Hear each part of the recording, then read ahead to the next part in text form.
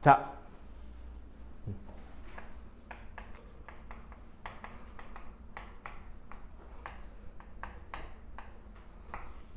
운동.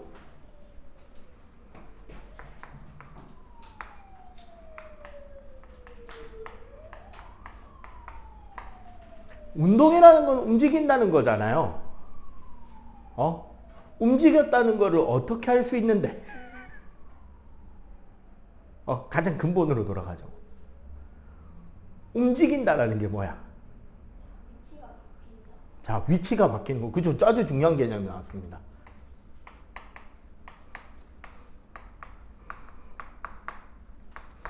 물체의 위치가 바뀌는 것이 운동에서 되게 중요한 거죠. 여러분들 사진하고 동영상이 있잖아. 움직임을 더 보기 좋은 거는 사진이에요, 동영상이에요? 동영상이죠. 왜? 어떤 물리적 개념이 사진에는 없고 동영상에는 있거든요. 그 개념이 뭘까? 사진에는 없고 동영상에만 있는 것. 네, 시간이에요. 사진이라는 것은 어떤 순간에 각각의 물체가 어느 위치에 있는지를 정확하게 보여주는 도구잖아요. 하지만 사진에는 시간의 흐름이라는 것이 존재하지 않기 때문에 위치밖에 안 보이는 거야. 움직이는 거를 표현할 수가 없죠. 그런데 동영상에서는, 소위 말하는 움짤에서는 재생되는 시간이 있잖아. 그리고 그 시간이 흘러가는 동안 각각의 물체들이 어떻게 위치가 바뀌어 가는지가 보이잖아요. 그래서 우리 분수라는 거 있잖아요. 분수라는 것의 진짜 중요한 포인트는 뭐냐면, 분수라는 것은 비례식에서 기준과 변화량을 같이 표시해 주는 거예요. 그래서 운동의 가장 기본은 시간이 흘러가는 동안에가 기준이 되는 거예요. 시간이 흘러가는 동안에 물체의 위치가 어떻게 변하는지를 말하는 것, 이것이 바로 속력입니다. 움직임의 기준이죠. 누가 빠른지 느린지를 비교할 수 있는 것을 속력이라고 하는데, 그 속력은 시간이 흘러가는 동안 물체의 위치가 변하는 것을 이야기를 합니다. 얘를 영어 기호를 활용한 수학 공식으로 쓰잖아요. 그럼 어떻게 되느냐? 속력의 기호는 V예요. 벨로시티라 그래가지고. V라는 것은 T분의 S. 시간분의 거리다라는 뜻입니다. T가 타임, S가 스트레이트인가 하여튼 그래서 길이, 거리라는 뜻이에요. 근데 잘 생각해 보면 시간이라는 거는 언제부터 언제까지라는 흐르는 구간의 개념이 있죠. 맞지? 그래서 수학적 기호 델타, 변화량이라는 뜻이 시간 안에 내재되어 있습니다, 이미. 그리고 생각해보면 이 이동 거리라는 개념도 이미 변화량이 내재되어 있죠. 어디서부터 어디까지 움직인 거. 맞죠? 그래서 변화량이 내재되어 있어요. 이렇게 공식화가 되는데, 이 공식에 속에 내재되어 있는 의미가 되게 재밌어요. 약간 수학적으로 접근해 볼게요. 여러분들이 다 알만한 거.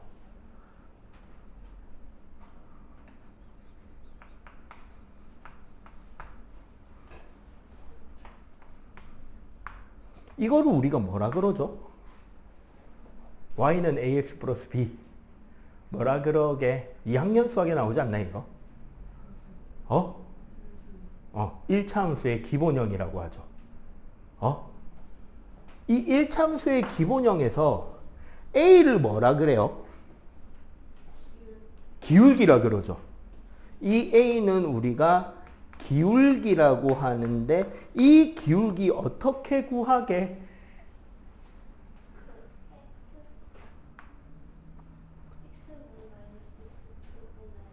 어, y x 마이너스 x0분의 y 마이너스 y0. 뭐 1, 2라고 해도 뭐 제로 이렇게 해도 되고 결국 이게 무슨 소리냐면 x 증가량분의 y 증가량 혹은 x 변화량분의 y 변화량이에요. 그 1, 2라기보다는 2, 1로 돼 있는 경우가 많을 겁니다. 항상 변화량은 나중에서 처음 걸 뺀다. 그죠? 그래서 1, 2가 아니고 2, 1일 거예요. 그건 한번 확인해 보시면 될 거야. 근데 어쨌거나 1, 2든 2, 1이든 그거는 그 표에 어떻게 그려져 있는지가 봐야 되는 거잖아. 따지고 보면 x 변화량 분의 y 변화량이에요. 기울기 값은. 야, 요 모양하고 요 모양하고 똑같게 생겼지 않냐? 그지? 똑같게 생겼죠. 우리는 요 모양을 바탕으로 이런 그래프를 그리죠. x, y일 때 어떤 그래프가 그려지면 요 기울기가 a다 라고 이야기를 하잖아. 요 지점의 위치가 b고. 맞죠? 이건 수학 시간에 배우죠. 그러면 이거를 그대로 표현하자면 가로축이 시간, 세로축이 거리라고 볼 때 얘가 V1, 얘가 V2라면 누가 더 빠른 거게?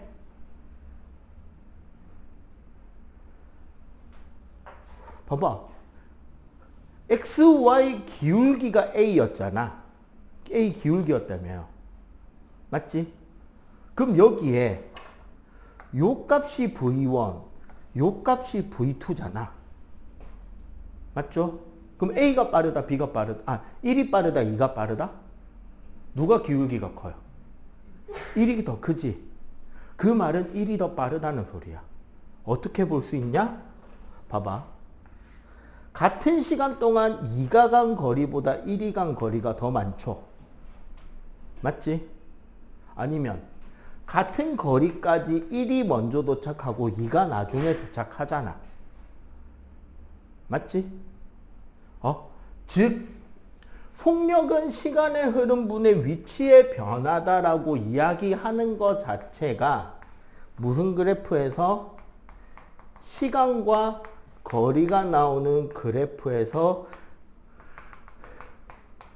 기울기가 속력이다라는 의미가 되는 겁니다. 기본적으로. 즉 1번 기울기가 더 크니까 1번이 더 빠른 거, 2번 기울기가 작으니까 2번이 좀 더 느린 거다라고 이야기를 할 수 있다는 거죠. 그죠? 자, 대신에 우리 과학책에 보면 이런 시간, 속력, 거리의 관계에서 그러면은 속력은 시간분의 거리다. 속력은 시간분의 거리다. 이 공식을 바꾸면 어떻게 되느냐? 지금 배우는 거는 등속도 운동 혹은 등속 직선 운동이라고 가정하고, 자, 그러면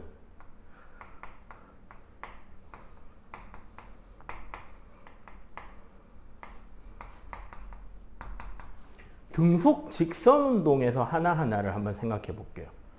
등속 직선 운동이다. 등속이라는 건 무슨 뜻이다? 속력이 일정하다는 뜻이에요. 맞지? 직선이란 건 무슨 의미일까요? 여기서 뭐도 일정이다? 방향도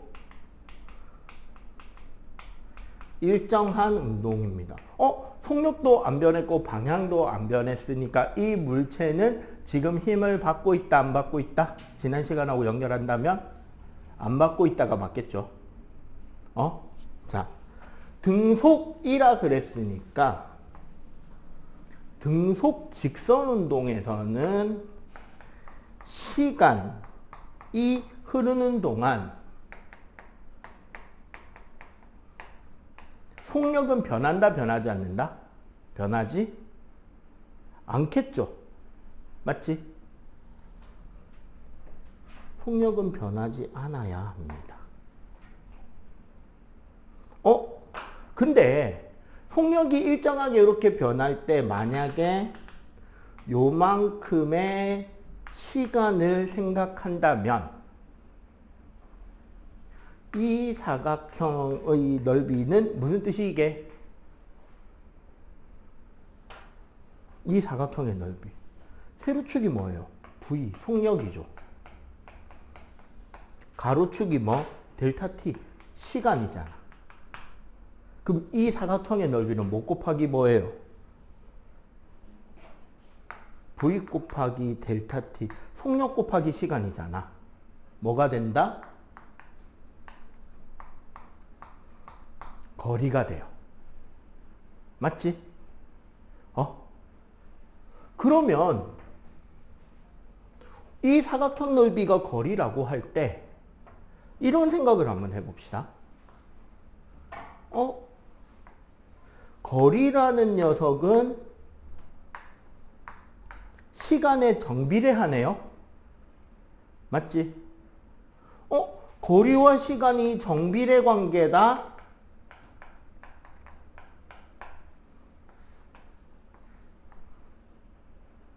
그러면은 거리와 시간의 관계 그래프를 그리면 기울기가 일정하겠네요. 맞지? 정비례 그래프니까. 근데 이거 기울기 뭐라 그랬다 아까?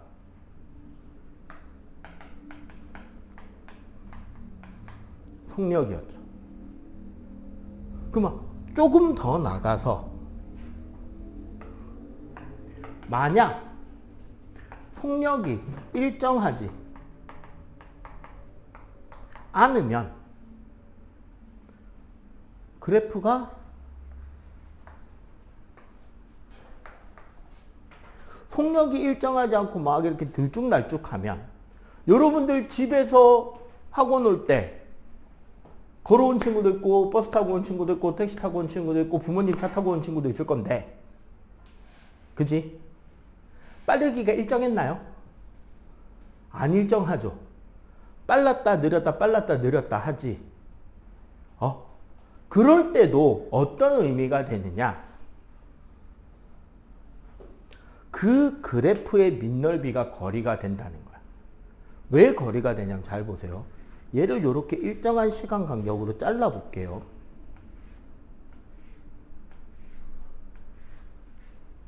잘랐더니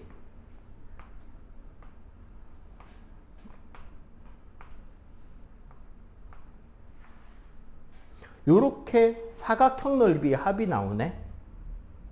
맞지? 이렇게 사각형 넓이의 합으로 표현한다는 말은 그 시간에 그 속력으로 움직인 거리라는 의미가 되잖아. 근데 이걸 잘 보면 뭐가 요 위에 지금 넓이에 포함 안 된 면적이 조금 남죠? 맞지? 이거 없애려면 어떻게 하면 좋을까? 이거 없애는 방법. 남는 거 없애는 방법.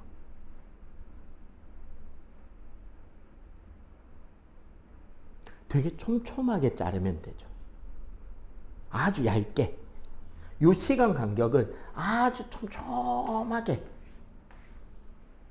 정말 종이짤처럼 얇게 잘라서 붙인다면 어떻게 될까? 요 빈 공간 없이 꽉 채워지겠지. 그러면 결국 이 속력 시간 그래프, 속력 시간 그래프 밑넓이는 뭐다? 거리가 된다라는 의미가 되죠. 그지? 자, 다시 정리하면 거리와 속력이 있는데 거리 그래프의 기울기는 속력, 속력 그래프의 밑넓이는 거리가 됩니다. 선생님, 지금 속력이 일정할 때만 이야기했잖아요. 속력이 조금 더 변해도 진짜 이렇게 이야기를 할 수 있나요? 라고 한다면 이런 운동을 해볼게요.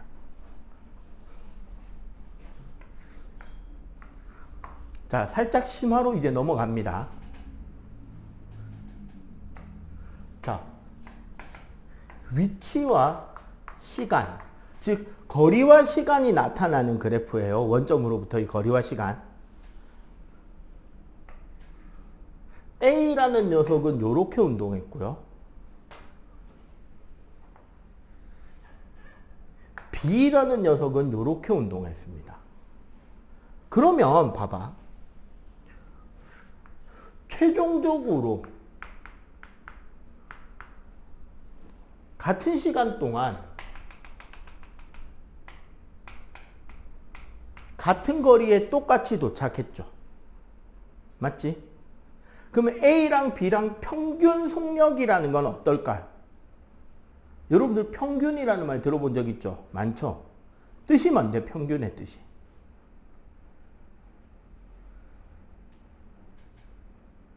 대략 일정한 값을 가진다면 요 정도라는 뜻이지. 여러분들 학교 시험을 쳤을 때 평균 점수 어떻게 계산해요? 시험을 쳤을 때 평균 점수는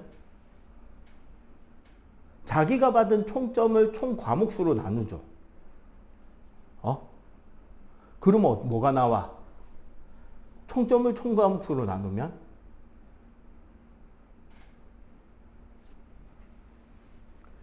대략 모든 과목에 요 정도쯤의 점수를 받았다가 됩니다. 오늘 여러분들이 이제 1시에 수업 마치고 집에 갈 때 가면 선생님은 뭐 할 거냐면 아까 여러분들이 낸 시험지 있죠?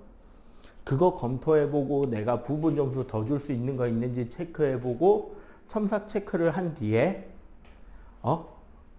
그 내용을 바탕으로 여러분들 부모님들한테 안내 문자를 보내요.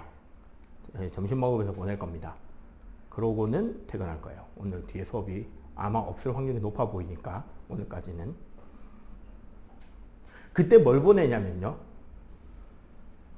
반평균이 몇 점이고 이 학생은 몇 점 받았습니다. 어떤 부분은 잘했고요. 어떤 부분은 못했는데 그 못한 부분은 이러이러한 부분 때문이 아닐까 생각됩니다. 그래서 이런 부분은 제가 더 신경을 쓸 거고 이런 부분은 집에서 좀 챙겨주십시오 라고 문자를 보내요. 부모님 카톡으로. 지난 수업 마치자마자 수업한 영상 촬영분이 어머님 카톡으로 간 것들 다들 봤죠? 그래서 복습하라고 하는 분들도 있었지? 그리고 아마 그거를 내가 밥 먹고 첨삭하는 동안 지금 찍고 있는 것도 다 업로드가 될 겁니다. 업로드하는데 얼마 안 걸리더라고. 그렇게 해서 오늘 거 영상도 넣어서 보낼 건데 그때 보내는 게 평균 점수야. 그럼 그 평균 점수는 무슨 소리다? 지금 이 반에 6명 학생이 받은 총점을 6명으로 나누면 이 반의 중간쯤 점수가 몇 점입니다. 근데 나는 지금 얘는 몇 점입니다. 얘는 몇 점입니다.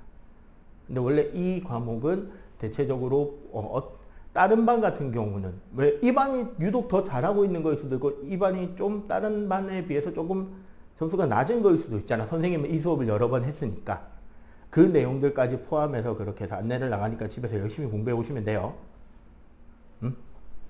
자, 평균 속력이란 그럼 봐봐.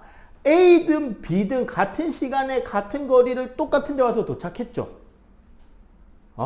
그러면 A와 B의 입장에서 얘네들의 평균 속력은 같아요. 어디? 요 기울기만큼. 그래서 평균 속력이라는 개념은 사실은 총 시간분의 총 거리가 돼요. 그런데 요걸 우리 이렇게 생각해 봅시다. 딱 한 중간쯤 요 시간까지만 따지면 누가 빨랐죠? 평균적으로? A가 더 빨랐죠. A는 이 시간 동안 이만큼 움직였고, 맞지? B는 이 시간 동안 요만큼밖에 안 갔잖아. 그러면 앞쪽 시간의 평균 속력은 A 평균 속력은 이 기울기, B 평균 속력은 이 기울기죠. 맞지? 그러면 초반에는 누가 훨씬 빨랐다? A가 훨씬 빨랐죠. 후반 구간을 따지면 B는 이 시간 동안 이만큼 움직였고 A는 이 시간 동안 요만큼 움직였죠. 맞지? 그러면 후반 구간에서는 A가 빨랐다, B가 빨랐다? B가 빨랐다. 그건 우리가 어떻게 이야기할 수 있다? 후반의 A 평균 속력은 요만큼이고 후반의 B 평균 속력은 이만큼이잖아. 맞지? 이거를 굳이 표현하면 구간 시간분의 그 구간의 거리인데 결국은 두 점 사이의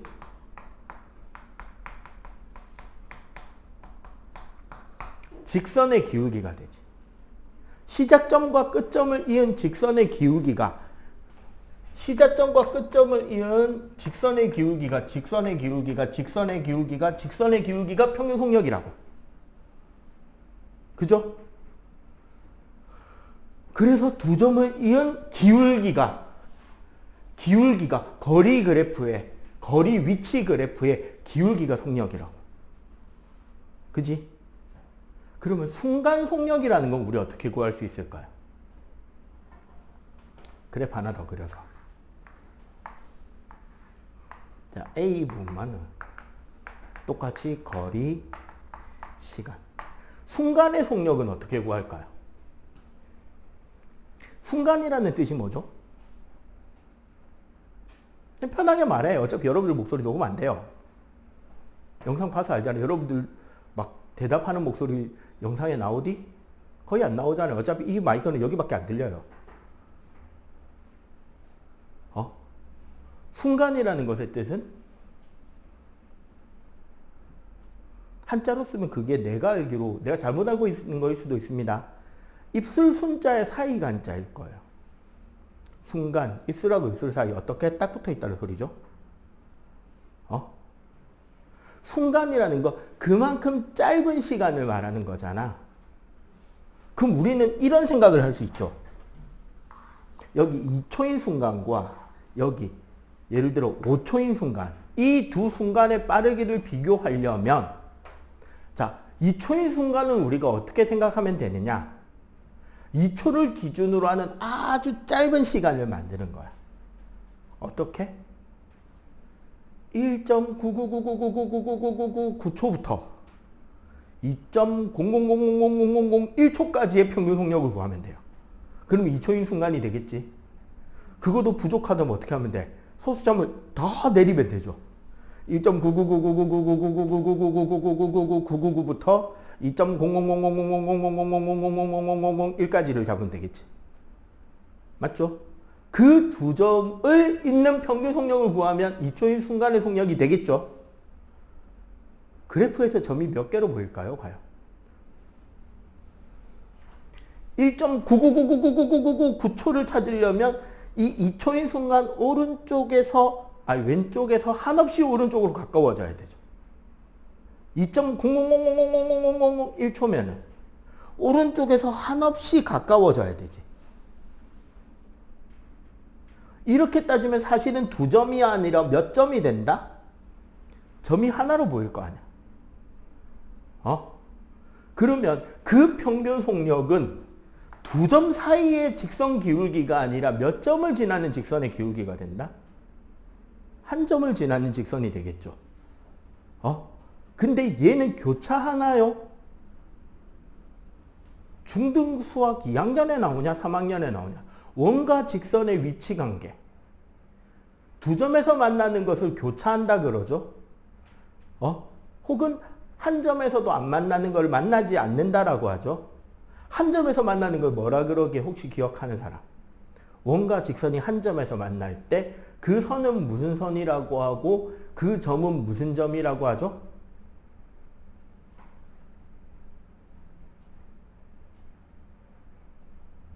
접선이라고 하고 접한다라고 하죠. 한 점에 접한다라고 이야기하고 그 점은 접점, 만나는 선은 접선이라고 하죠.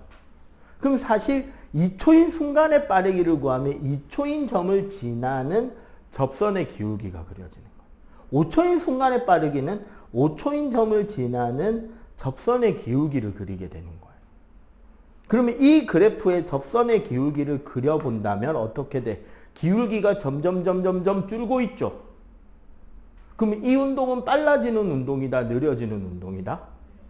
느려지는 운동이지. 맞죠? 뭐?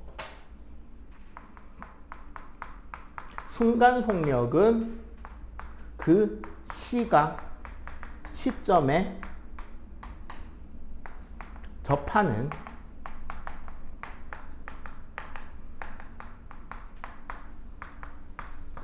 접선의 기울기가 순간의 빠르기예요. 평균은 2점을 잇는 직선의 기울기.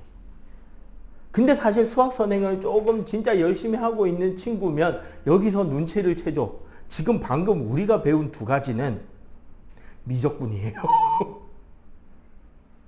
방금 우리가 배운 게 미분하고 적분이에요. 미적분이 다른 게 아니야. 수학자들은 막 되게 복잡한 공식을 가르치고 복잡한 뭔가를 가르치려고 하겠죠. 근데 우리는 물리잖아, 과학자잖아.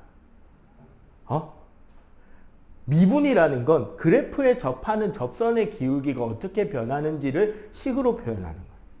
접선의 그래프를 그리는 게 미분입니다. 적분은요? 잘라서 합친 뒤에 넓이 구하는 게 적분이에요. 이게 사실 여기 봐봐. 기울기와 밑넓이를 구할 수 있다. 거리 그래프의 기울기가 속력이고 속력 그래프 밑넓이가 거리다라고 했잖아. 사실 이 개념은 뉴턴이 만들어낸 거예요. 뭐로? 거리를 미분하면 속력이 되고 속력을 적분하면 거리가 되는 거예요. 왜냐하면요. 여러분들한테 되게 수학적으로 간단한 질문을 하고 등속직선 운동에 대한 1차 설명을 마칠게요. 요 뒤에 중등에 나오는 설명 조금 더 하고 가속운동이라는 고등과정을 설명할 거예요. 쉬었다가 와서. 되게 중요하고 되게 중요한데 이거는 초등학교 때 배우는 내용이니까 질문할게요. 2 곱하기 3하고 3 곱하기 2하고 어떻게 달라?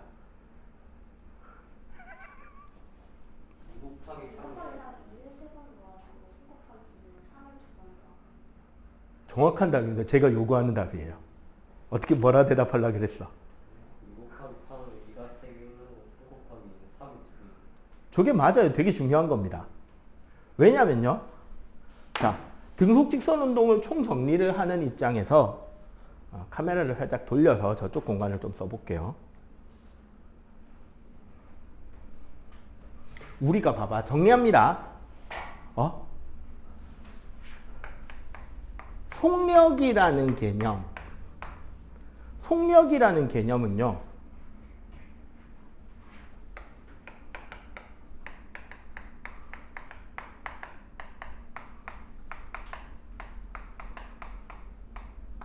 (1초에) 갈 수 있는 거리를 속력이라고 해요. 맞지?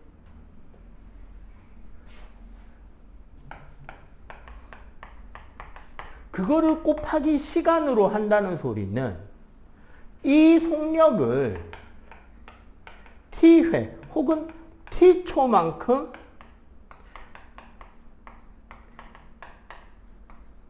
반복해서 이 활동을 한 거야.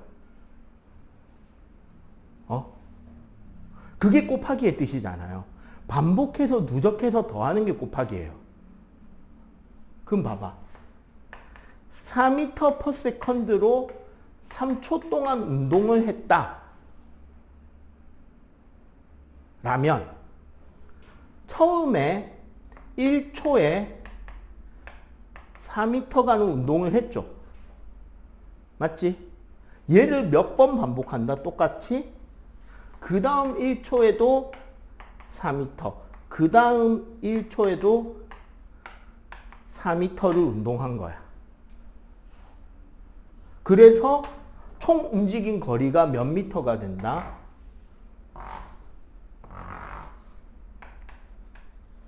12m 움직인 거죠. 그래서 이거 둘을 곱한 값이 바로 뭐가 된다? 총 누적한 거리가 되는 거예요. 그래서 굳이 따지자면 속력이라는 건 내가 지금 어떻게 움직이고 있느냐에 대한 설명이에요. 1초 1초마다 어떻게 움직이느냐가 속력이고, 거리라는 거는 내가 지금까지 시간 동안 얼마나 움직여 왔느냐를 설명하는 게 거리가 되는 거예요. 시간은 내가 그동안 움직여 온 반복한 횟수가 되는 거예요. 알겠어요? 여기까지가 이론적으로 보는 속력, 시간, 거리에 대한 개념이었고요.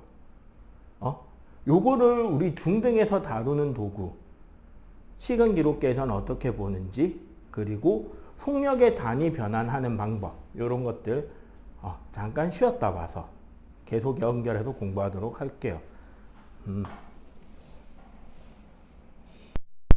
자, 우리가 중등 과정에서 이 물체의 운동이나 이런 것들을 이제 묘사하게 될 때 제일 많이 다루는 것 중에 하나가 뭐냐면 시간 기록계라는 장치예요.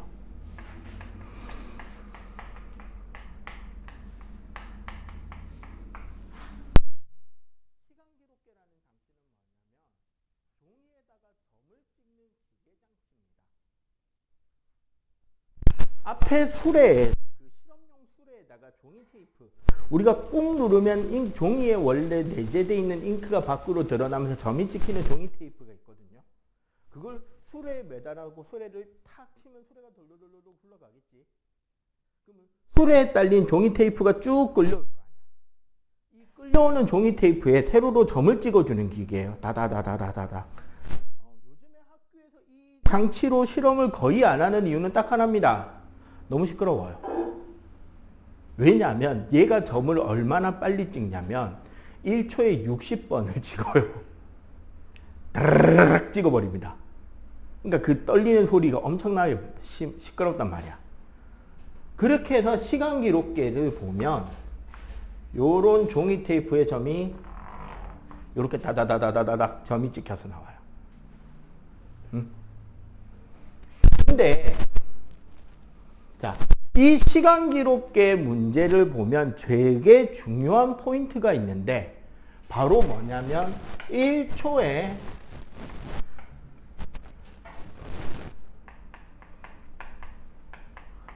요런 글자가 적혀 있습니다. 1초에 땡땡 타점.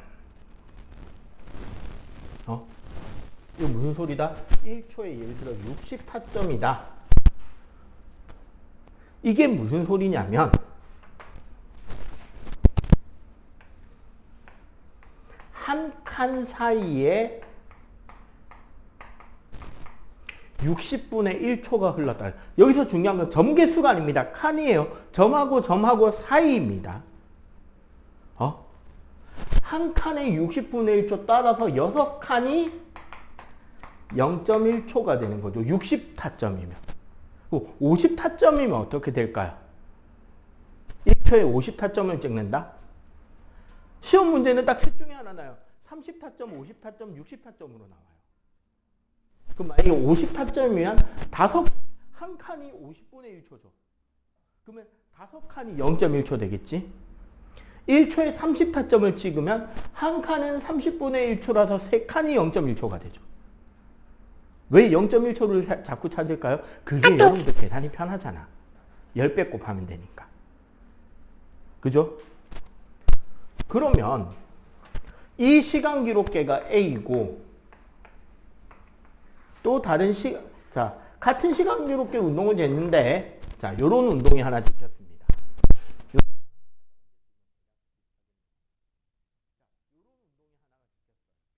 A가 빠르게 B가 빠르게? A가 빨라 B가 빨라? A B죠. 잘 봐봐. 여기서부터 칸 살려볼게요. 한 칸, 두 칸, 세 칸, 네 칸, 다섯 칸, 여섯 칸. 한 칸, 두 칸, 세 칸, 네 칸, 다섯 칸, 여섯 칸. 한 칸, 두 칸, 세 칸, 네 칸, 다섯 칸, 여섯 칸. 여기서 여기까지 0.1초, 0.1초, 0.1초.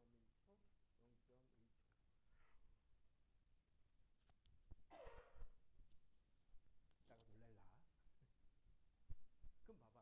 여기서부터 알려볼게. 한 칸, 두 칸, 세 칸, 네 칸, 다섯 칸, 여섯 칸. 이런 거야. 같은 시간 동안 B가 훨씬 멀리 갔죠.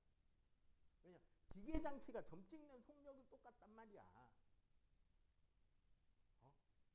그러니까 숫자를 넣어보면 여기 예를 들어 요거 10cm, 여기도 10cm, 여기도 10cm, 요거 25cm. 대충 이렇다고 칩시다. 그러면 어떻게 된다? A의 속력은 0.1초 동안에 10cm. 그럼 1초에 1m 간 거잖아. 맞죠? 그럼 얘는 얼마다? 1m/s로 운동한 거예요. 근데 B는 0.1초에 25cm를 간 거죠. 그러면은 1초에 2.5m를 움직인 거잖아. 맞죠? 그럼 얼마? 2.5m/s가 되겠죠. 그지? 그 다음에 시간 기록계와 관련해서 마지막 내용은 뭐냐면 요겁니다.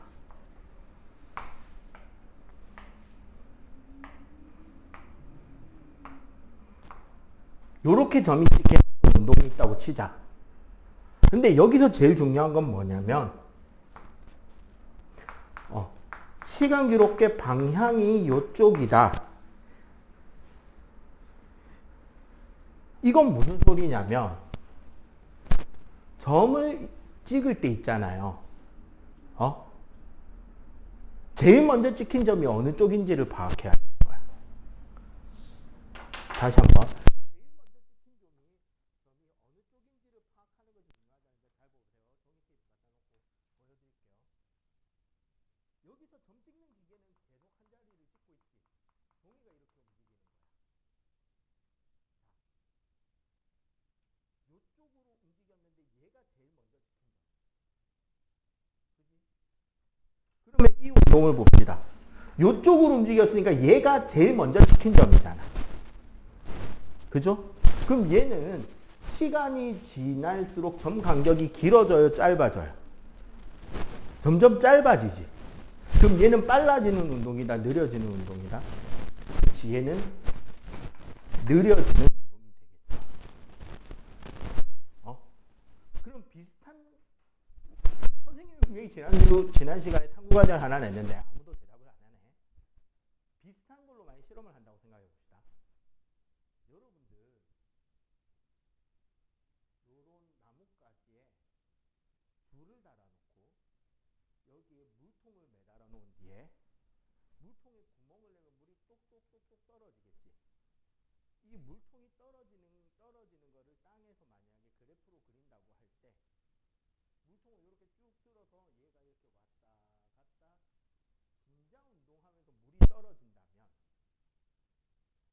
물론 실제로는 관성 때문에 이게 물이 옆으로 퍼지긴 하는데 물이 옆으로 안 퍼지고 그냥 수직으로만 떨어진다라고 가정을 하면 요 밑에 이 물이 떨어진 걸로 찍히는 점은 이 진자 운동의 속력을 볼 수 있게 해주는 점이 찍히겠죠.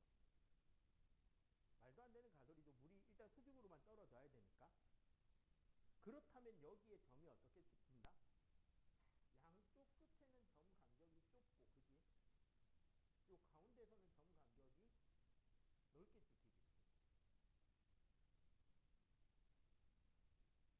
어떤 운동을 하고 있다? 점 간격이 이런 식으로 찍혔다면 빨라졌다 느려졌다 빨라졌다 느려졌다 하고 있겠죠. 우리 그네 타기 해보면 알잖아. 아니면은 막말로 저기 놀이동산 바이킹만 타봐도 그렇잖아요. 내려올 때 빨라지고 올라갈 때 느려지고 내려올 때 빨라지고 올라갈 때 느려지고. 그거를 이런 시간 기록계 그래프로 그린다면 이런 형태로 점을 볼 수 있겠죠. 빨라진다 느려진다 그래프 구별할 수 있겠다. 그죠? 자, 여기까지가 등속 운동이나 속력을 표시하는 거고요. 그리고 여러분들한테 부탁하는 첫 번째 포인트.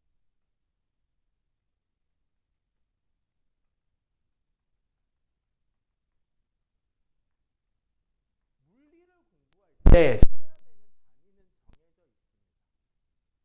보통 우리가 일상생활에서 이 속력 빠르기를 표시하는 거는 보통 시속이죠. 자동차의 속도계에도 다 시속으로 표시되어 있죠. 미국으로 가본 사람들은 mph로 표시하거든요.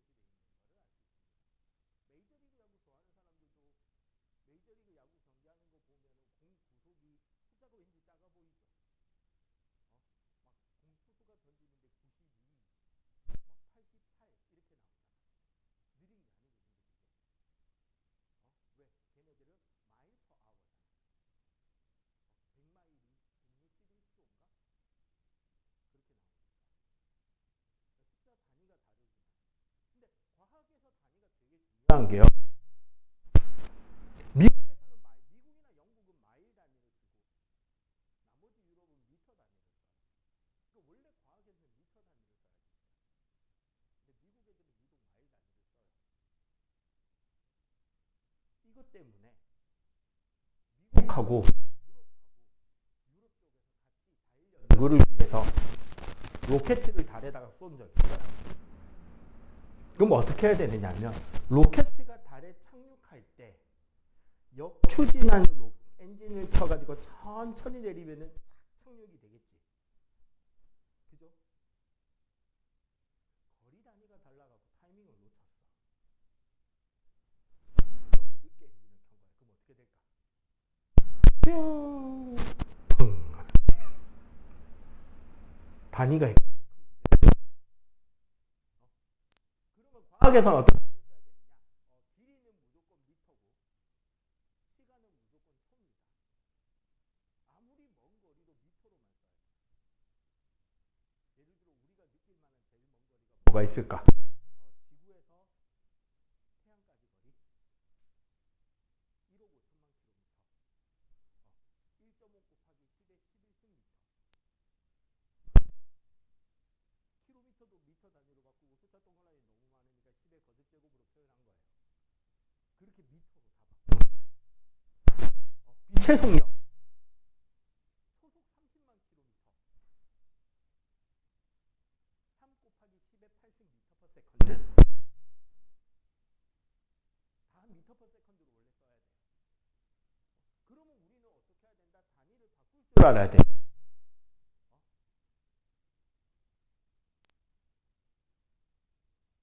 72km per hour 시속 72km 라는 소리는 얘는 1시간에 72km를 간다는 소리죠. 맞지? 그러면 얘는 3600초에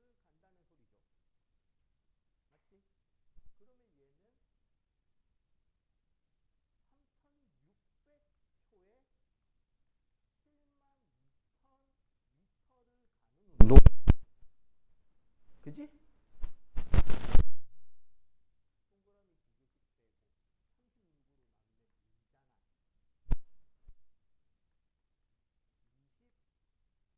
빼고 36으로 나누면 2잖아. 20m per second가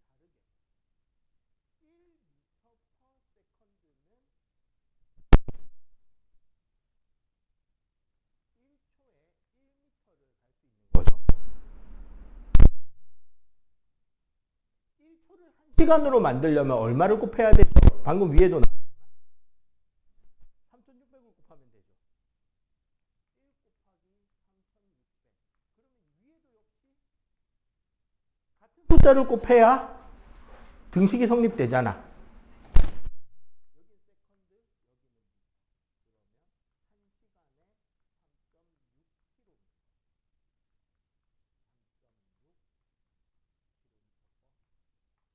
이렇게 되겠지. 그래서 빠르기를 비교하라고 하는 문제가 나오고 대부분 단위로 장난을 칩니다. 대신에 수학 선생님들하고는 달라요. 과학 선생님들. 수학 선생님들처럼 쪼잔하지 않습니다. 그렇기 때문에 소수 몇째짜리에서 반올림 하시오 이런 문제는 안 냅니다. 딱 나눠 떨어지는 숫자들만 나오게 돼 있어요. 그래서 문제를 많이 풀다 보면 솔직하게 숫자를 외워서 풉니다. 1시간 10m per second가 36, 72는 20, 108이면 30. 나는 숫자를 외워서 씁니다. 근데 이게 내가 외워야지 하고 외우는 게 아니라 뭐다? 많이 풀다 보니 외워진 숫자들인 거예요. 무슨 뜻인지 알겠죠? 요렇게 우리가 볼 수 있고, 자, 요거 정리하고 나면 지금부터 내가 요 다음 칠판 한 칠판은 고등 과정입니다. 가속도라는 개념을 배워야 되기 때문에 고등 과정에 대한 내용을 할 거예요. 자, 일단 요거 필기. 자,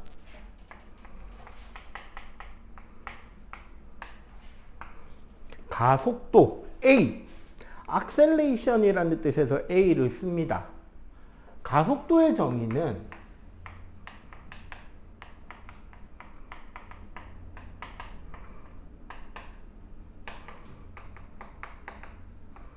자, 지난주에 살짝 언급이 나왔어요. 단위 시간 동안의 운동의 변화를 말하는 거예요. 그러면 어떻게 된다? 공식적으로 볼 때 A라는 거는 시간이 흘러가는 동안에 운동의 변화가 되겠죠. 근데 이거 모양 왠지 아까 필기한 것 같지 않냐? 그치? 똑같은 모양을 오늘 몇 번 보죠. 결국 이건 무슨 소리다? 그래서 시간과 속력에 대한 그래프에서 이렇게 나오면 기울기가 0보다 크고 일정한 그래프. 맞지? 그래프가 이렇게 나오면 기울기는 0보다 작고 일정한 그래프. 그죠? 만약에 이렇게 나오면 뭔데? A가 0인 등속 직선 운동.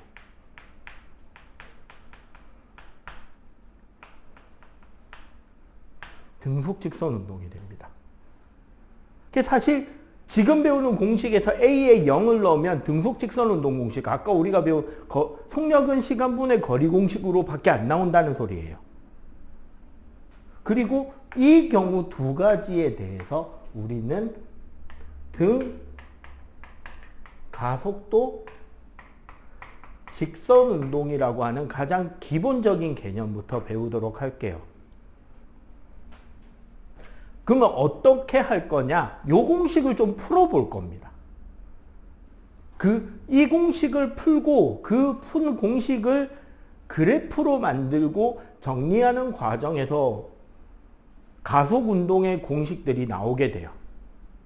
그리고 요 내용이 발전하게 되면 우리가 자유낙하할 때 물체가 그냥 가만히 떨어질 때 왜 무거운 물체와 가벼운 물체가 똑같이 떨어지냐? 공기 저항이 없다고 가정할 때 그런 것들이 설명이 다 되게 돼 있는 거예요.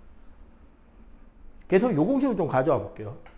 A는 시간이 흘러가는 동안의 운동 변화. 그러면 운동의 변화는 가속도 곱하기 시간의 흐름이다가 되죠. 즉 가속도 곱하기 시간이 변화되는 값이다. 근데 델타 V 운동의 변화라는 건 결국 나중 빼기 처음 혹은 V 빼기 V0라고 쓸 수 있는 값이 되는 거예요. 얘가 뭐가 된다?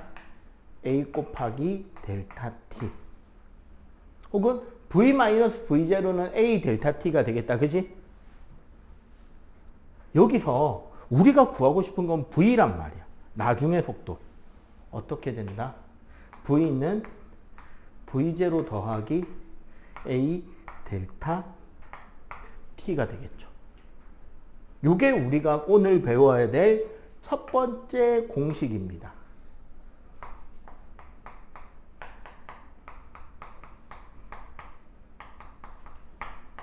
VT식 혹은 속력 시간식이라고 하면 돼요. 시간에 따라서 속력이 어떻게 변하는지가 나타나진다는 거죠. 그런데 이 식을 시간에 대한 함수식으로 내림차순으로 바꿔서 표현한다면 식이 어떻게 바뀌냐면 V는 A 델타 T 플러스 V0가 되는데 그지? 내가 왜 이렇게 바꿨냐면 이 꼬라지가 Y는 AX 플러스 B 우리 1차 함수 형태랑 똑같다는 거예요. 그러면 이렇게 바꾼 이유는 이걸로 내가 뭐 할 것 같다? 그래프 그리겠다. 그죠? 그럼 저절로 뭐가 된다?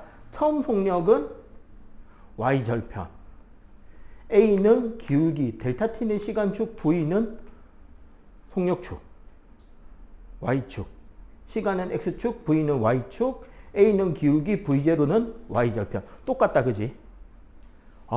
그리고 여기서 하나 더 좀 이따 내가 연립방정식을 하나 풀 건데요. 연립방정식에서 t를 소거할 거란 말이야. 시간이라는 변수를 없애고 싶어요. 그래서 미리 준비해 놓을게요. 요 공식에서 델타 t는을 미리 빼면 뭐가 된다? a분의 v 빼기 v0가 되겠지? 맞죠? 요걸 잠깐 준비만 해 놓을게요.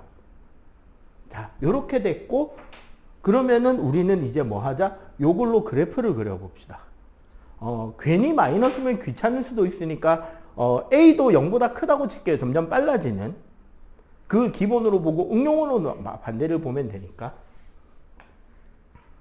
자, 세로축의 속력, 가로축의 시간. 속력이 일정하게 증가합니다. 처음 속력은 V0. 맞죠? 일정한 시간이 흘렀을 때 그 시간 변화가 밑변이 델타 t. 그래서 나중 속력은 얼마다? 여기가 V. 맞지? 자, 요렇게 잘라보면 잘 보세요. 요 길이가 뭐다? V0죠. 맞지? 요 길이는 V 빼기 V0니까 A 델타 T가 맞죠? 그럼 봐봐. V는 V0 더하기 A 델타 T가 맞지? 그죠? 그래프 제대로 그려졌다, 그지? 근데 이거 지금 무슨 그래프예요? 세로축의 속력, 가로축의 시간. 이 사다리꼴의 넓이가 뭐게? 아까 배웠는데 속력 그래프 밑넓이가 뭐였다?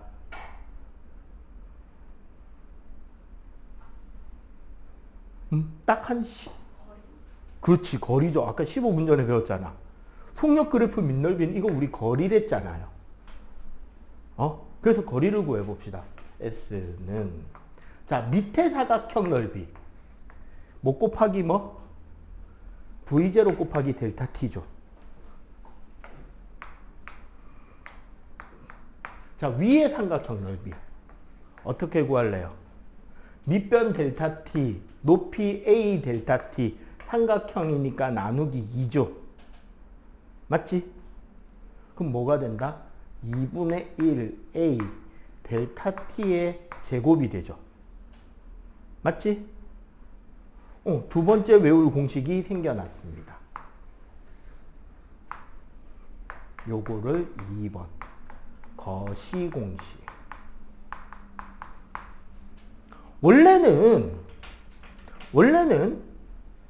1번식과 2번식을 연립해서 t를 소거할 거예요. 그럼 우리는 제일 일반적인 방법으로, 참고로 이거는 하이탑 책에도 이렇게 소개되어 있습니다. 어려운 길로 소개되어 있어요. 이 델타 t를 여기다 대입하면 t가 소거되겠죠. 근데 여러분들 여기 t 제곱이지. 대입하고 싶냐? 나도 싫어. 그럼 우리는 뭐 해야 돼요? 다른 길을 뚫어야 되겠죠. 다른 길을 만들려고 하는데 이거 지금 무슨 도형이다?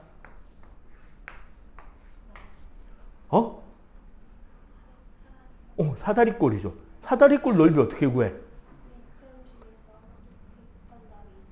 그치. 윗변 아랫변 더하고 높이 곱해서 2분의 1로 나누면 되죠.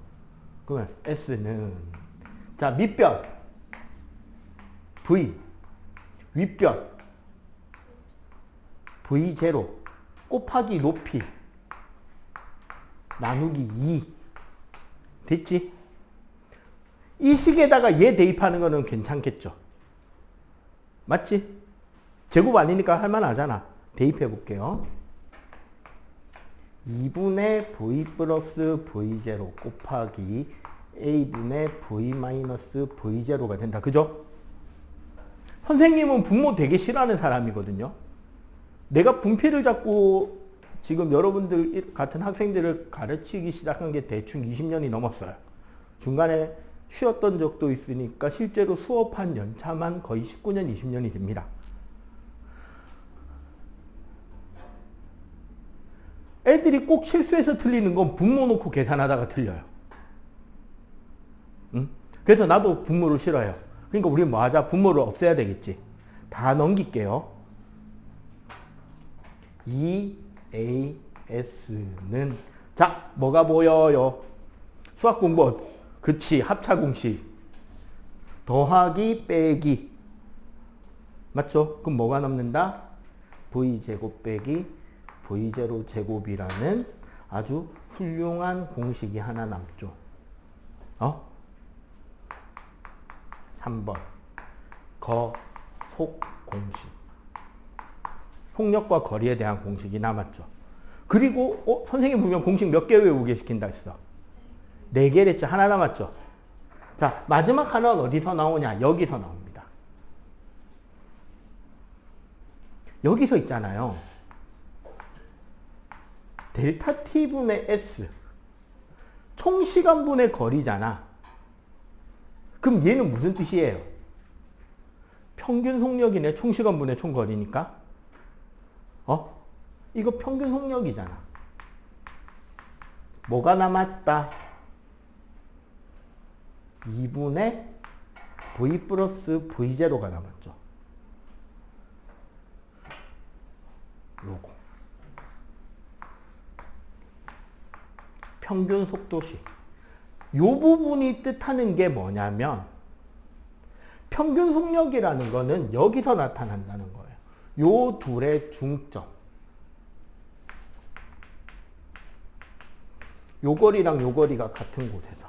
그럼 어떻게 된다? 요 삼각형이랑 요 삼각형이랑 넓이가 같아지게 된다는 거죠. 그럼 어떻게 된다? 이 사다리꼴의 넓이나 이 평균 속도로 만들어진 이 사각형의 넓이나 넓이가 어떻다? 같다라는 거지. 그럼 요 공식에서 우리는 뭘 할 수 있다? 총 이동 거리는 평균 속도 곱하기 시간이 된다는 거야. 그지? 자, 그러면 여기까지를 정리하자면 정리를 한번 하고 문제 하나를 드릴 테니까 같이 한번 잠깐 풀어보도록 해요. 필기 끝나고. 문제가 뭐냐면 자, 지금까지 배운 걸 정리하겠습니다. 오늘 우리는 거리를 배웠죠? 속력을 배웠어요. 가속도도 배웠습니다. 그지? 거리의 기울기가 속력이었죠. 속력의 기울기는 가속도였어요. 맞지? 속력의 밑넓이가 거리였기 때문에 같은 이유에서 가속도의 밑넓이도 속력이 됩니다. 그리고 우리는 거리와 속력과 가속도를 이야기하는 얘네들의 기준을 시간을 바탕으로 이야기를 했던 거죠. 맞지? 사실 그래서 거리, 속력, 가속도는 시간과 관련된 이야기가 돼요. 지금 우리가 어떻게 운동하고 있는가? 현재죠. 지금까지 우리는 어떻게 운동해 왔는가? 이걸 이제 영어 문법으로 따지면 have 플러스 pp 동사 해가지고 현재 완료. 맞죠? 혹은 과거가 되죠. 현재 완료라는 거는 지금까지 온 과거의 이야기잖아. 그래서 과거, 지금까지 운동해온 결과인 과거 거리 S. 그리고 나는 앞으로 어떻게 운동하게 될 것인가? 미래에 대한 예측인 A가 나와요. 맞지? 뉴턴이라는 사람은 되게 신학자적인 모습을 보였어요. 신의 존재를 과학적으로 설명하기 위해서 뉴턴은 2가지 연구에 집착합니다. 이거 이제 잘 안 알려진 이야기야. 뭐냐면 점성학과 연금술이에요. 과학과 되게 먼 이야기죠, 둘 다. 그리고 뉴턴은 점성학 연구를 위해서 점성학이라는 게 뭐야? 선체 운동을 바탕으로 미래가 어떨 것인지 예측하는 거잖아요. 천문학을 공부합니다. 선체 운동을 좀 더 정확하게 이해해야 되니까. 천문학을 보니까 별이 어떻게 운동하는지 디테일하게 설명이 안 돼. 그래서 운동을 좀 더 정확하게 설명하기 위해서 물리학이라는 과목을 만들어서 연구해요. 물리학이라는 과목을 통해서 같이 연구를 하는데 운동이 변하게 될 때 설명이 뭔가 부족해. 그래서 수학적인 도구를 만듭니다. 미분하고 적분이요. 그러니까 점성학 하려고 천문학하고 천문학 하려고 물리학하고 물리학 하려고 수학을 건드린 사람이에요. 그래서 결국 뉴턴은 캠브리지 대학교 수학과 교수입니다. 물리과 교수가 아니에요. 수학과 교수예요. 그리고 뉴턴의 사망 원인은 수은 중독입니다. 연금술.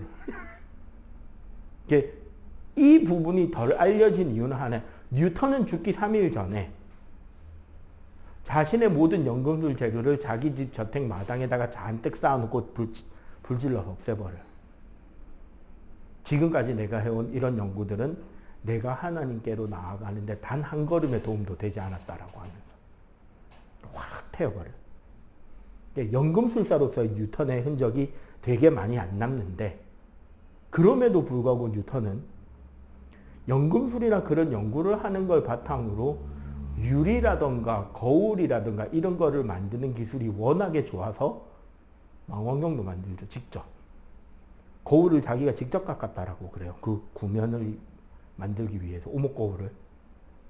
렌즈도 자기가 직접 깎았고. 자, 그래서 결국은 그래프 기울기와 그래프 밑넓이로 과거, 현재, 미래가 알려지게 되고, 그럼 우리는 어떤 그래프를 그려서 운동을 관찰하는 게 제일 좋다? 속력이죠. 왜? 속력 그래프를 보면 과거인 거리도 보이고 미래인 가속도도 보이죠. 이쪽으로 와볼까요? 1번식과 2번식을 잘 보세요.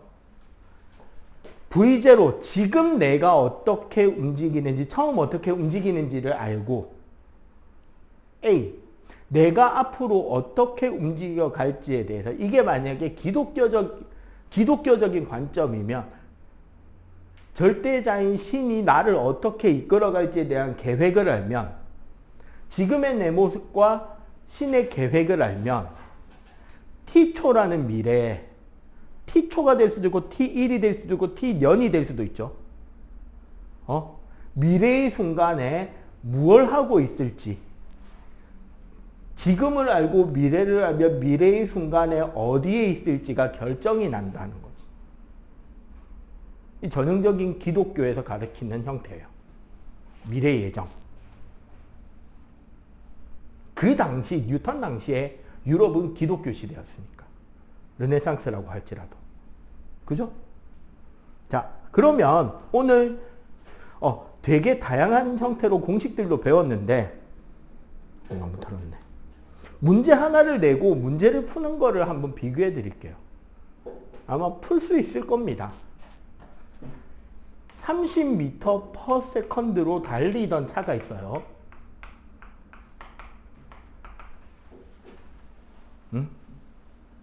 얘가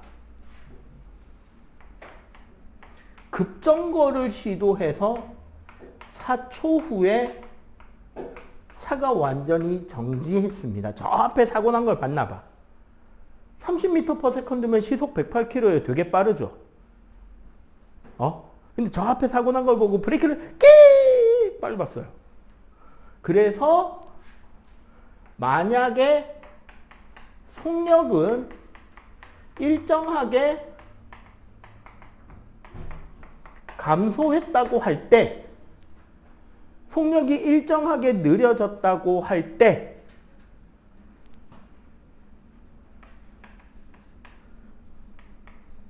멈추는데 총 몇 미터 필요하게? 라는 문제입니다. 풀이 방법이 한 3-4가지 돼요.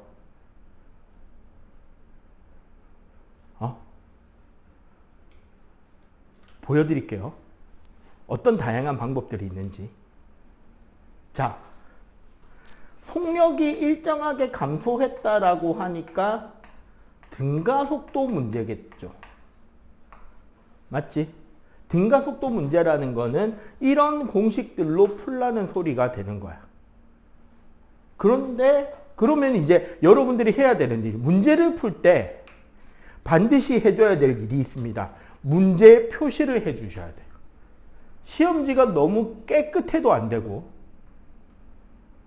시험지가 너무 깨끗하면 틀립니다. 그래서 시험지에는 반드시 필요한 표시가 돼 있어야 돼요. 그렇다고 너무 지저분해도 점수가 잘 안 맞아요. 어느 정도 표시가 필요하냐. 자, 4초 후, 요거 델타 t다, 그지? 30m/s. 이거 처음 속력이에요. 맞죠? 멈췄네? 나중 속력은 0이네요. 궁금한 거 거리니까 S 찾아라잖아. 그러면 가장 멍청한 케이스는 뭐냐? 가장 개고생하는 케이스. 등가속도 운동이라고 가속도 구하는 겁니다. 그럼 가속도를 구해볼게요. A는 0 빼기 30에 4초 걸렸으니까 마이너스 2분의 15m/s 제곱이에요. 가속도 구했죠? 그러고 나서 이제 거리를 구해야 되니까 가속도고 뭐고 다 찾았잖아, 데이터. 그럼 2번에다 대입해도 되고 3번에다 대입해도 되죠. 맞지? 3번에다가 해볼게요. 그러면 3번에다 대입합니다. 2 곱하기 2분의 마이너스 15s는 0제곱 빼기 30제곱. 맞죠? 2 약분해버려서 마이너스 15s는 마이너스 900.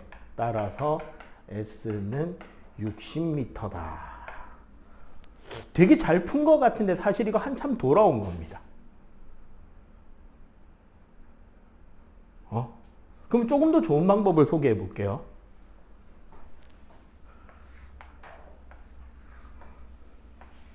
평균 속도는 2분의 0 더하기 30이라서 15m/s니까 거리는 평균 속도 곱하기 시간이라서 15 곱하기 4라서 60m다.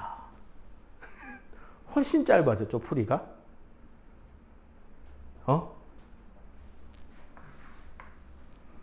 하나 더 있습니다. 그럼 얘는 더 짧아지고 단순해지겠죠. 잘 봐.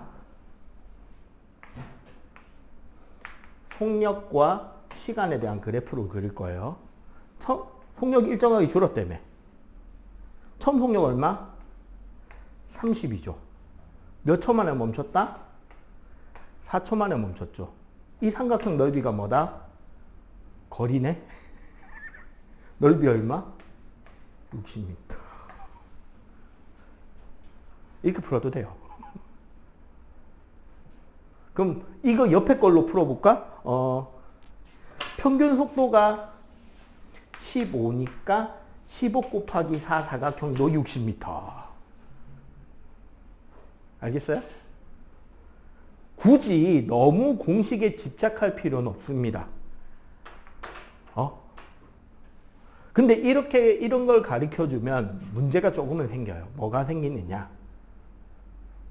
남학생들은 그래프만 풀면 되는구나 하고 공식을 안 해요. 찔리는 사람들이 있습니다. 지금 얼굴 표정이 보여요. 여학생들은 그래프 귀찮으니까 그냥 공식이나 외워야지 합니다. 그런데 진짜 어려운 문제가 되잖아? 그럼 어떻게 해야 되냐면 그래프도 그릴 줄 알아야 되고 공식도 외우고 있어야 돼요.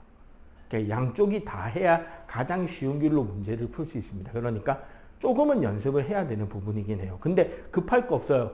지금 요 수업은 똑같은 수업으로 고2들도 배웁니다. 그리고 중등에 안 나오는 내용이긴 해. 근데 중등에서 응용할 수 있는 부분들이 많겠다 싶어서 가르치는 거니까요. 요 칠판은 사실은 까먹어도 되지만 여기 사각형들이 몇 개 보이죠? 여기 있는 요 공식들. 공식들은 좀 외워주세요. 다음 주 시험 칠 때 공식은 그대로 적게 시킬 겁니다. 다음 주 테스트 문제 미리 가르쳐 줬습니다. 공식 외우는 거 시험 칠 겁니다. 왜? 다음 주 수업 내용에 써야 되거든. 알겠지? 자, 요거 필기하고 필기 시간하고 쉬었다가 30분 딱 되면 마지막 30분 수업 들어갈게요. 자, 뉴턴의 운동 법칙을 잘못 알려진 거를 좀 바로 잡읍시다. 그게 오늘 수업의 마지막 내용이고, 그래서 아마 1시쯤 되면 맞춰질 거예요.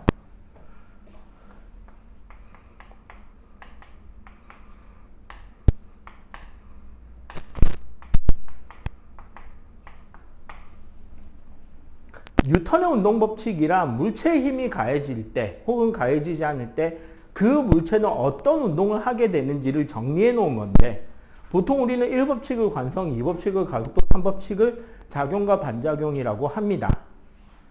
물론 선생님 기준에서는 잘못된 설명, 잘못 정리된 게 너무 많기 때문에 새로 정리하고 싶어요. 우리가 흔히 알고 있는 1법칙, 관성의 법칙이라고 이야기를 하지만 관성이 무엇인지를 정리한 거예요. 원래는 뭐가 돼야 되느냐? 알짜임의 크기가 0인 운동에 대한 설명이 되어야 돼. 관성의 법칙 자체가. 알짜임이 0이면 어떻게 되죠? 우리가 맨 첫 시간에 힘에 대해서 배웠잖아.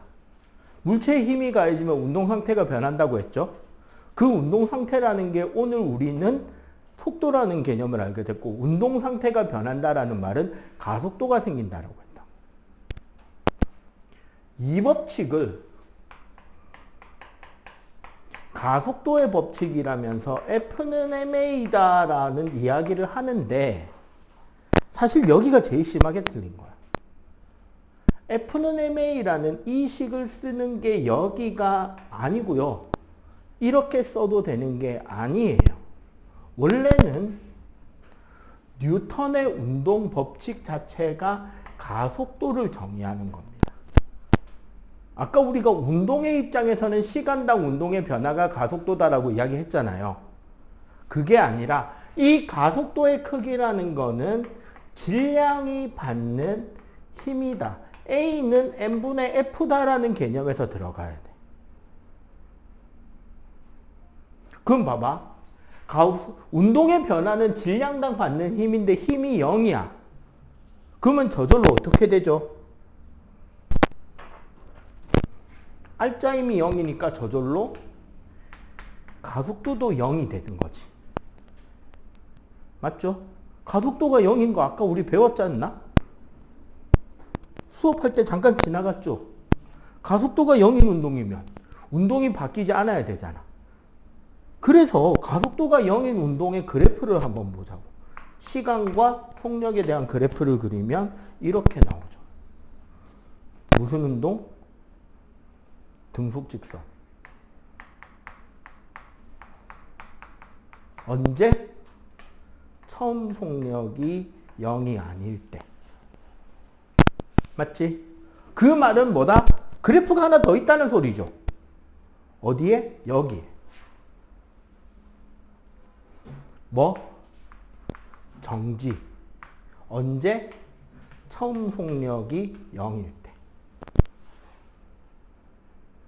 그러니까 물체의 힘이 가해지지 않거나 평형 상태가 유지가 된다면 그 물체는 가속도가 없어야 되기 때문에 멈춰있던 물체는 계속 멈춰있게 되고, 운동 중이던 물체는 무슨 운동만 해야 된다? 등속 직선 운동을 해야 된다인 거야. 이걸 유지하려고 한다가 아니에요. 우리가 유지하려고 하는 관성이라는 성질은 다른 개념에서 접근해야 돼, 사실은. 그냥 원래가 그렇게 유지된다, 끝! 이게 관성 법칙이에요. 왜 유지되려고 하는지에 대한 언급은 우리가 원래는 상대성에서 다뤄야 되는데 오늘 설명하고 시간 보고 한 2, 3분만 남으면 설명할 수 있거든요. 그거는 시간 보고 설명할게요. 안 되면 뭐 다음 주에 하고. 그럼 이게 1법칙이야. 그래서 이 상태가 유지된다. 끝. 이게 관성. 그럼 이 법칙, 가속도 법칙은 뭐라고 설명을 바꾸면 된다? 뭐라고 설명을 바꿔야 될까요? 알자 힘의 크기가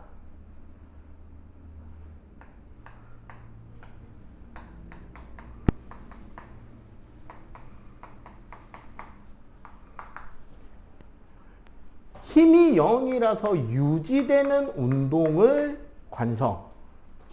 얘는 0이 아니니까 운동이 뭐가 된다? 변한다는 거야. 변하는데 그 크기는 A는 질량에 반비례하고 힘의 크기에 비례한다. 무슨 소리다? 이런 상상을 해볼까요?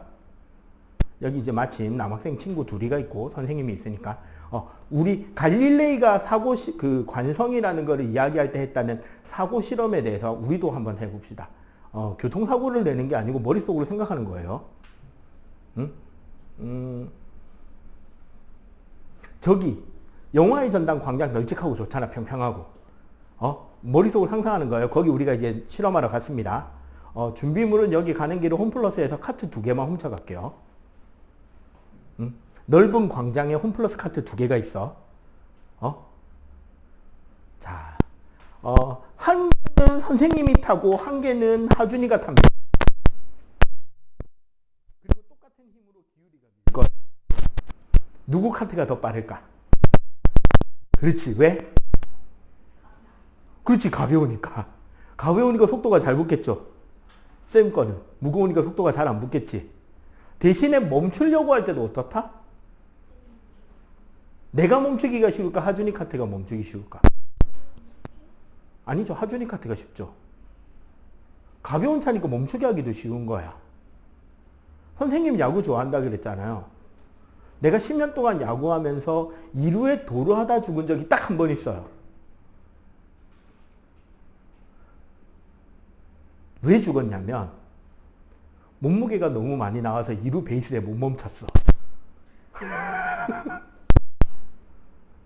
밟고 지나가 버린 거야. 제대로 안 멈춰져. 발 떨어져서 됐어. 그리고 연습 경기할 때 한 번 더 죽은 건 출발이 늦었어.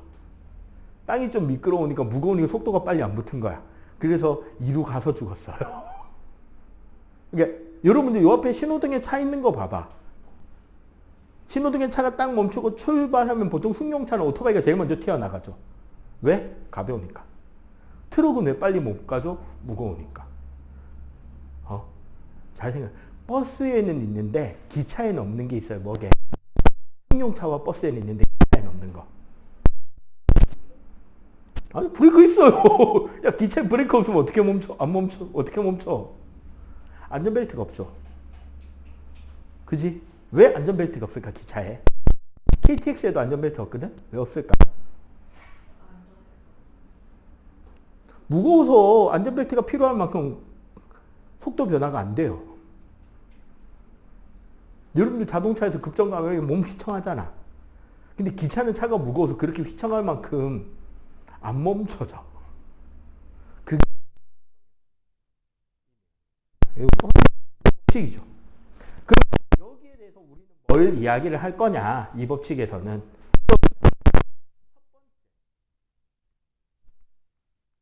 힘의 방향, 화살표를 그리는 건 원래 방향을 포함하는 개념으로 모든 과정에서 벡터라고 하는 조금 어려운 개념인데 우리는 그 크기나 그런 것들을 생각하지 말고 방향만 생각하자고 지금은. 힘의 방향과 움직이는 방향이 나란할 때는 즉 이런 거야. 자 이제는 복습을 해야 될 때죠. 사고 실험은 계속됩니다. 하준이를 카트에 씌워놓고 발로 사고 실험이니까 얼마든지 해도 되잖아. 이거는 아동학대 아니죠.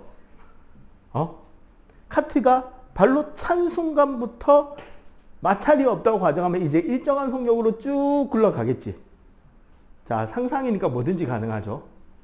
초대형 선풍기를 움직이는 방향 뒤편에서 똑같은 세기로 불어주면 어떻게 된다? 맞바람으로 바람을 불어버리면 점점점 느려지다가 멈추고 뒤로 점점 평행한 방향으로 운동 방향과 나란한 방향으로 힘을 주면 속력만 변화되죠. 맞지? 같은 방향이면 속력이 증가하고 반대 방향이면 감소하다가 정지해버리죠. 뒤로 갈 때부터는 같은 방향이잖아. 맞지? 이런 걸 우리는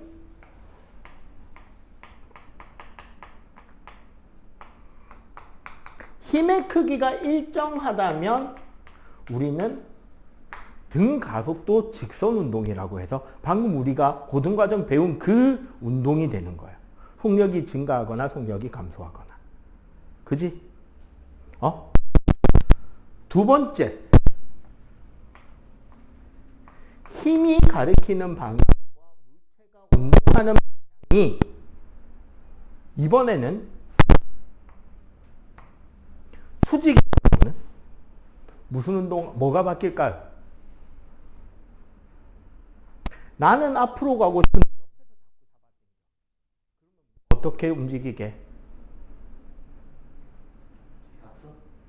대각선? 아깝고. 네, 원 운동을 하겠네. 선생님 동그라미 잘 그리죠? 가운데 지구가 있고 달이 지구 돌잖아. 실제로 달은 우주 공간에 중력도 없고 지구라는 별도 없으면 무슨 운동을 해야 된다? 아무런 힘을 안 받으니까 원래 등속직선 해야 되죠. 그래서 원래 원운동하는 물체들의 실제 운동 방향은 전부 다 뭐다? 그 접선 방향인 직선 방향으로 운동을 하고 싶어 하는 겁니다. 그런데 얘는 뭐다? 힘을 받겠죠. 어느 쪽으로? 원의 중심 방향. 우리는 그 힘을 만율력이라고 지구 중력에 의해서 중력 수직일 경우는 뭐가 바뀐다? 방향만 바뀝니다.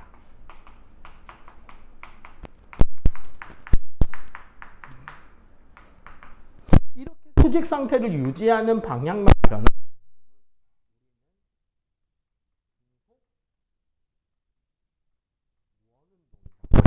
속력을 되게 되는. 여기서 만약에 지구라는 중력이 없어지면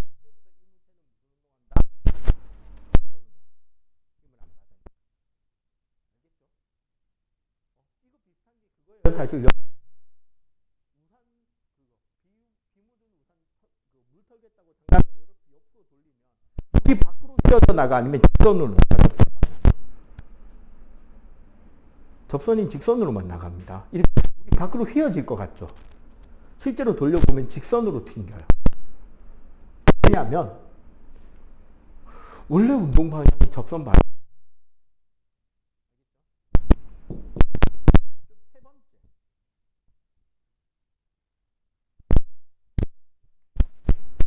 힘의 방향과 운동 방향이 자, 나란하다 수직이다 이제 뭐 남았다. 나란한 경우 수직인 경우에서 이제 그렇죠. 비스듬할 때는 어떻게 될까요?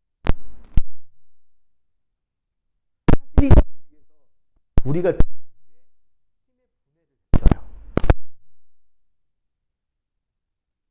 물체가 이쪽 방향으로 운동 중이에요. 그런데 힘을 이렇게 비스듬하게 줬어요. 그러면 사실은 어떤 효과가 나느냐?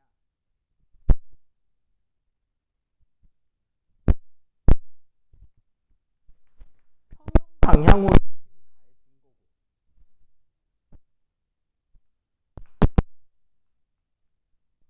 수직 방향으로도 힘이 가해진 거죠. 그래서 어떻게 된다? 평형한 힘 때문에 속력의 변화가, 수직인 힘 때문에 방향도 변화가 오게 됩니다. 즉 비스듬하게 힘을 가하게 되면 어떻게 된다? 속력과 방향이 모두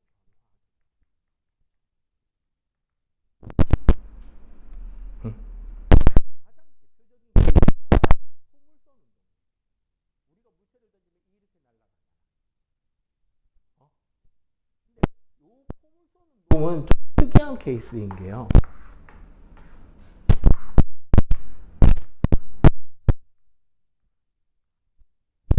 사실 물체가 수평으로 가는 운동은 일정한 겁니다. 포물선 운동은.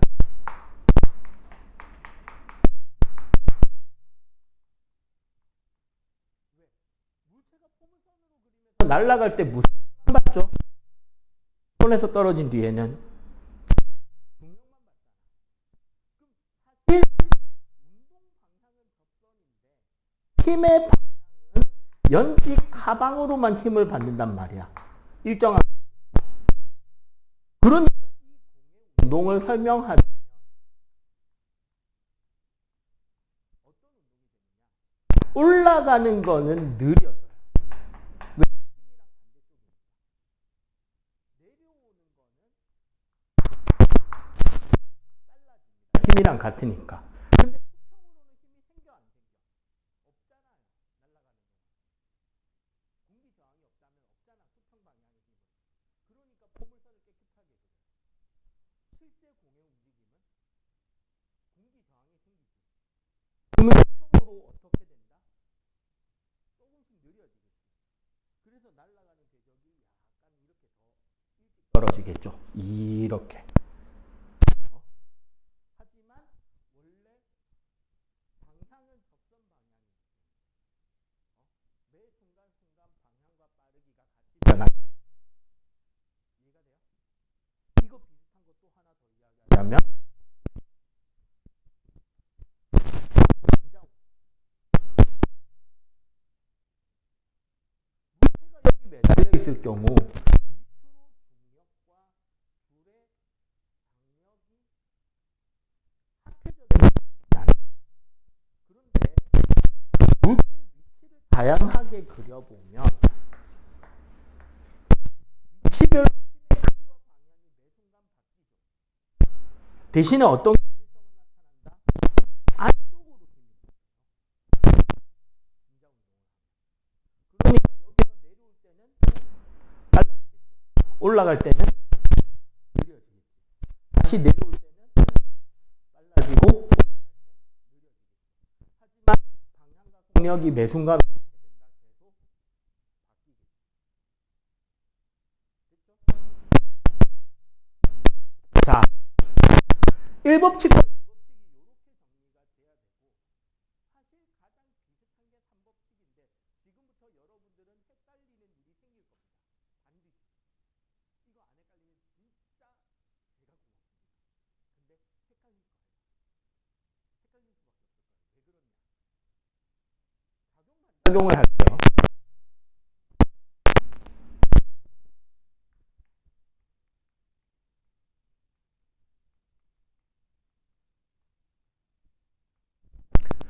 작용과 부작용에 대한 설명을 하기 위해서 간단한 실험을 해볼게요.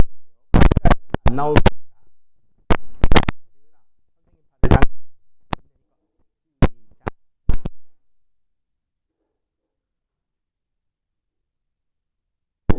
스톱. 스톱, 스톱, 스톱.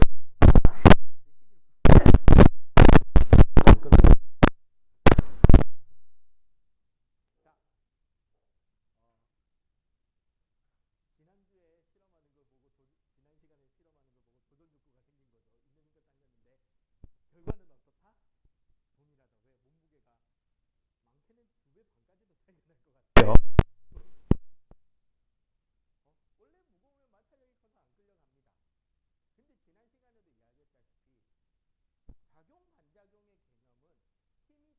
힘이 똑같이 생긴다는 거예요. 굳이 내가 안 그러면은 그 작용과 반작용 힘은 어떤 관계로 힘이 생기느냐?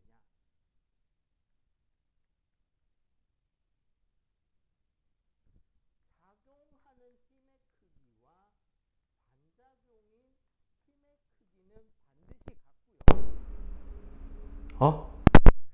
그 방향은 180도 반대 방향으로 향하게 되고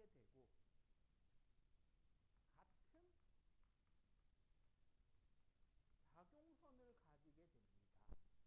라고 하면 헷갈리죠, 이제 지금부터. 왜? 저거 여러분들 오늘 시험 칠 때 적었던 내용하고 똑같죠? 뭐랑 똑같아 보이죠?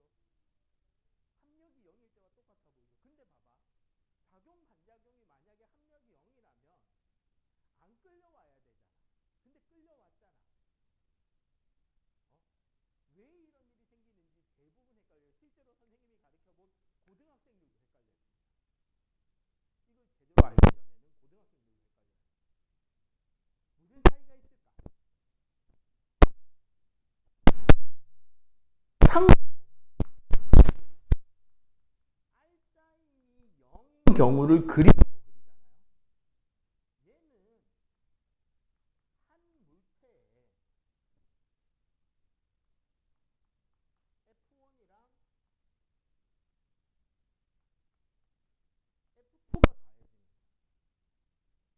알짜임이 0인 거는 한 물체입니다. 한 물체. 하나의 물체에 서로 다른 두 힘이 크기가 같고 반대 방향의 직선으로 가야 되는 거야. 작용 반작용은요.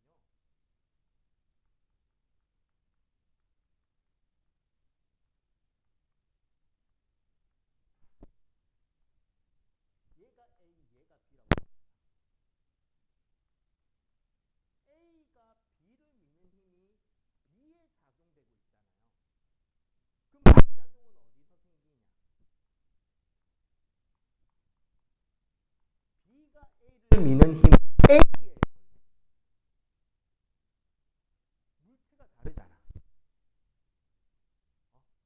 재윤이가 당긴 건 선생님 팔이고, 그래서 선생님 팔이 저절로 당긴 거는 재윤이 팔인 거야. 애시당초 물체가 다르잖아요. 그러면 합력을 구하면 돼요, 안 돼? 안 되지. 합력할 때 이야기했잖아요. 한 물체에 가해지는 두 힘이라. 맞지? 그래서 작용 반작용을 쉽게 찾는 법이 따로 있습니다. 어떻게 찾아야 되냐? 작용을 문장으로 써보는 거예요. 어떻게? A가 B를 이쪽으로 세모라는 힘을 가했다. 재윤이가 선생님을 재윤이 쪽으로 당기는 장력을 가했다.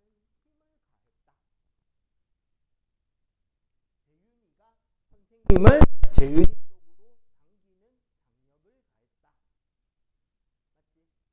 그러면 반작용은 어떻게 쓰여지느냐? 잘 보세요.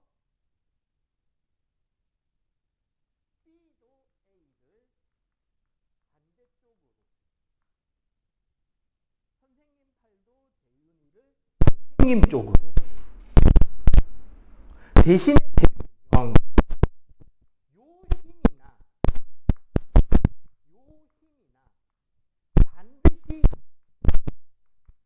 같은 힘이거든요.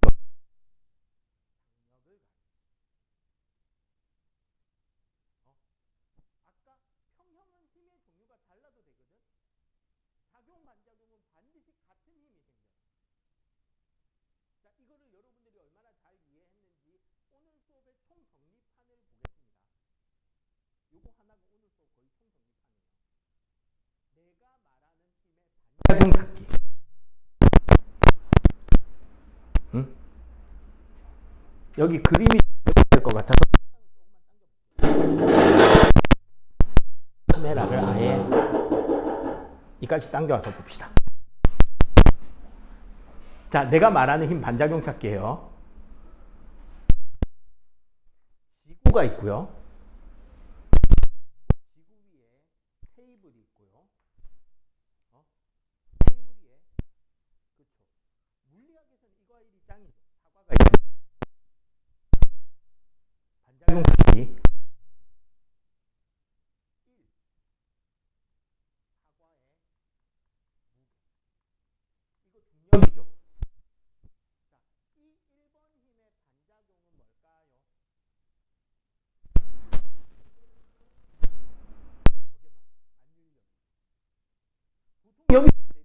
많은 아이들이 실수하는 게 뭐를 무슨 이야기를 하냐면 테이블이 사과를 받치는 힘이라고 하거든. 그거 수직항력이잖아. 그러면 분명히 얘는 만유인력이잖아요. 그러니까 수직항력이 나오면 안 되는 거야. 이 경우는 만유인력이 나와요. 왜? 사과의 무게라는 거는 지구가 사과를 아래로 만유인력으로 당기는 거잖아. 맞지? 그러면 이 만유인력은 누가? 사과가 지구를 위로 만유인력으로 당겨요. 왜 사과만 당겨와요? 왜 사과만 올까 그러면?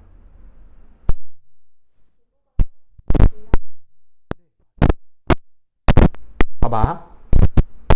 이렇게 되는데 사과의 가속도는 사과 질량 분의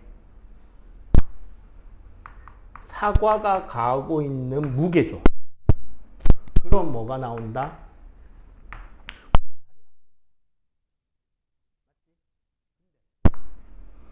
지구가 받는 가속도는 지구 사과의 중력 가속도 G라서 0이에요.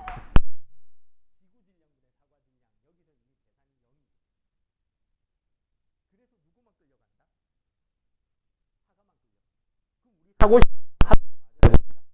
만약 사과의 질량이 지구 질량의 10,000배쯤 되면 우리는 뭘 볼 수 있죠? 네, 지구가 사과에 끌려가는 모습을 볼 수 있는 거예요. 왜냐하면 사과 크기의 지구 질량 10,000배면 블랙홀입니다. 그러면 충분히 지구를 당길 수 있겠죠. 자, 그러면 두 번째 힘. 여기서 이쪽으로 1번 반장 보고 두 번째 힘이 생기지. 사과가 테이블을 누르는 2번 힘, 수직항력. 사과가 테이블을 아래로 누르는 힘이 생길 거야. 맞지? 그럼 이 2번 힘의 반작용은 역시 수직항력으로 생기는 거야. 누가 이번에는 테이블이 사과를 위로 미는 힘이 생길 거 아니야. 수직항력이. 됐죠? 요 두 개 작용 반작용, 요 두 개가 작용 반작용이야. 자, 그래서